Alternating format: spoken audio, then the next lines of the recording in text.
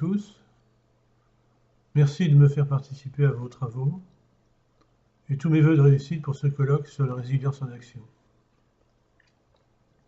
Je vais traiter de la méthode. Comment comprendre la résilience et sa fragilité? Nous prendrons l'exemple de la résilience par rapport à la souffrance, afin de rappeler quelques principes que doit respecter la résilience en action, plus généralement une politique de résilience. Comprendre la résilience tout d'abord. La résilience est polysémique, on le sait, et sa définition est relative à son application. Dans cet esprit, prenons la résilience en sciences sociales. Faites attention aux termes, on peut la comprendre comme un phénomène et non l'expliquer comme un fait. Comprendre, phénomène.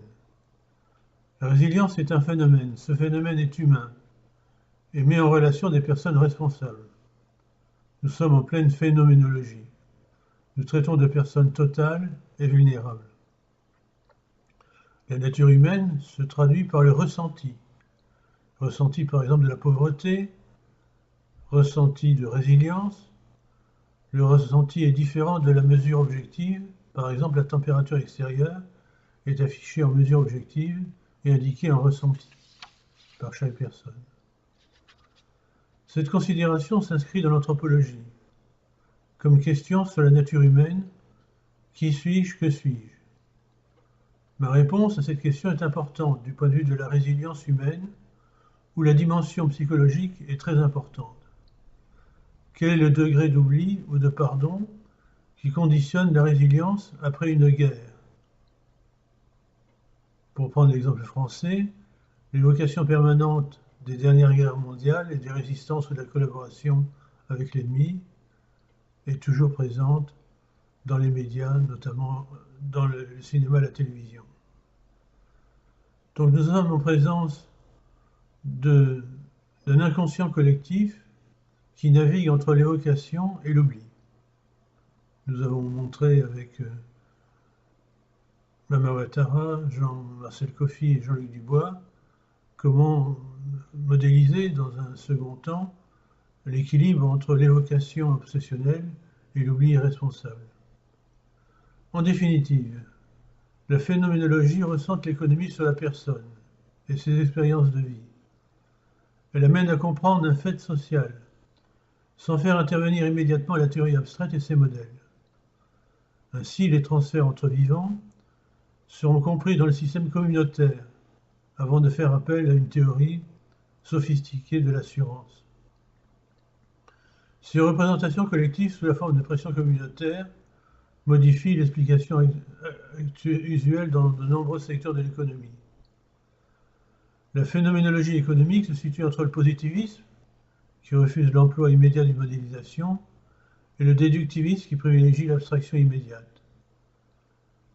Elle utilise, notre méthode phénoménologique, ces deux niveaux pour saisir le phénomène par l'anthropologie économique, en utilisant les outils de terrain et une optique humaine, et peut-être aussi l'axiomatique pour vérifier la cohérence à la base des déductions. Dans un second point, faisons attention aux actions visant à promouvoir la résilience.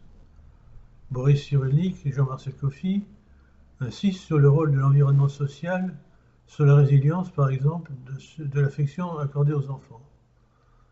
Cet altruisme, qui est si important dans le processus de résilience, peut être positif, négatif, sinon neutre. Et on peut assimiler l'environnement social de la résilience à un club. L'environnement social peut être positif, et la politique de mise en action peut détruire cet environnement social et aboutir à ce que le club devienne inefficace et malveillant. A l'inverse, ce club de la résilience, cette communauté propre à chaque personne, peut être a priori inefficace et malveillant et être corrigé afin de devenir efficace et bienveillant. Le club peut être très grand, apparemment altruiste, et ne pas pouvoir faire le suivi de la résilience, et au contraire, il peut être beaucoup plus petit d'apparence égoïste, mais être efficace dans le suivi. Il existe donc un club de résilience qui soit équilibré et permette une mise en action efficace de la résilience. Dans tous les cas, la résilience est fragile et doit respecter certains principes que nous allons voir dans un troisième point par rapport à la souffrance. Souvent rappelés par les enquêtés eux-mêmes sur leur bien-être, qui affirment « Monsieur, on souffre ici ». Ce rappel sur la souffrance, en général, ne dépasse pas le stade de la pré-enquête dans les enquêtes sur le bien-être et les conditions de vie des ménages.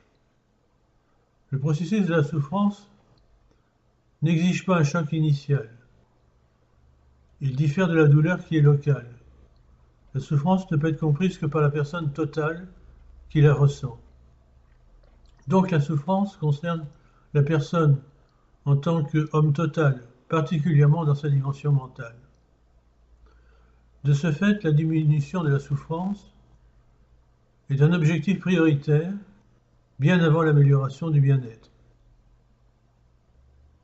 En d'autres termes, la diminution de la souffrance n'est pas symétrique par rapport à l'amélioration du bien-être. On peut avoir une amélioration du bien-être et une augmentation de la souffrance. Finalement, la résilience exige 4 principes, notamment pour son action.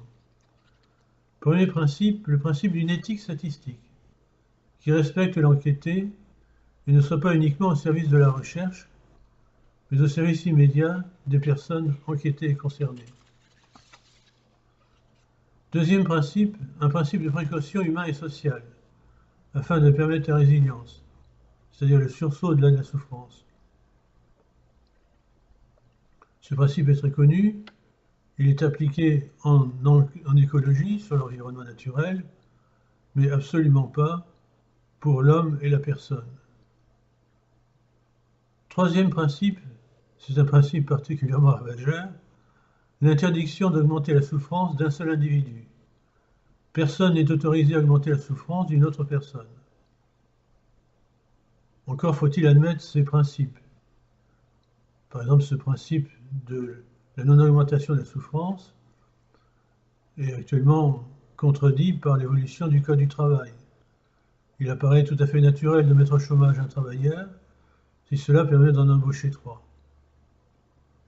Bravo pour le multiplicateur de l'emploi. Mais personne ne se soucie de la souffrance du chômeur. D'autant moins qu'il n'existe pas de médecine du chômage en France, mais seulement, et ailleurs bien entendu, mais seulement une médecine du travail.